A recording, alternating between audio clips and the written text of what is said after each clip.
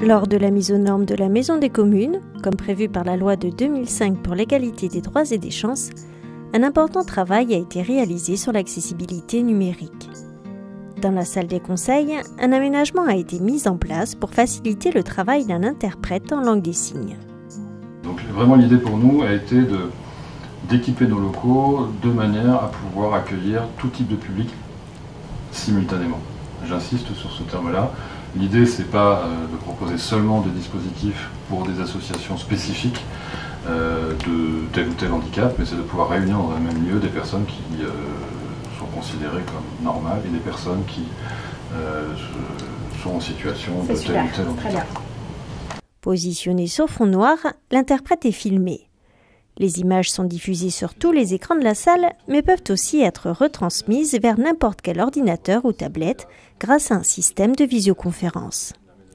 Alors c'est extrêmement intéressant, surtout dans un département comme les Landes, où effectivement on peut très facilement être isolé. Tout le monde n'a pas la faculté de venir jusqu'ici, de se déplacer jusqu'ici pour bénéficier de la conférence, donc c'est vraiment intéressant. Régine Garnieri, sourde profonde, a été invitée à découvrir l'installation. Au quotidien, elle rencontre des difficultés dans les magasins, mais aussi dans les administrations. Par exemple, moi, en tant que personne sourde, j'ai l'impression de ne pas avoir la même aide que les autres. Par exemple, je suis bloquée en termes de communication, je fais des efforts moi-même pour aller vers les gens et pour essayer de communiquer, mais effectivement, les personnes sourdes sont complètement noyées, ne savent pas exactement qui solliciter, etc. Alors que les entendants, eux, bénéficient facilement d'aide finalement. Et c'est vrai que je suis un peu déçue de ne pas avoir la même chance qu'eux. Ça fait du bien de voir ça. Et puis j'espère aussi avoir apporté moi mon expérience et mon témoignage pour essayer de creuser un petit peu de ce côté-là et qu'on puisse vraiment améliorer les choses.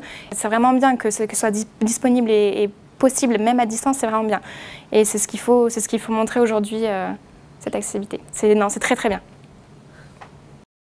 Si ces installations peuvent bénéficier au grand public, elles présentent également un intérêt pour les agents des collectivités en situation de handicap lorsqu'ils assistent à des réunions ou à des formations à la Maison des communes. Laura Bordus est chargée de l'accueil téléphonique et physique à la mairie de Saint-Martin-de-Hinx. Atteinte également d'une surdité profonde, à 90% aux deux oreilles, elle compense son handicap par une parfaite lecture sur les lèvres. J'ai l'impression que c'est un problème très mal connu, de tous même.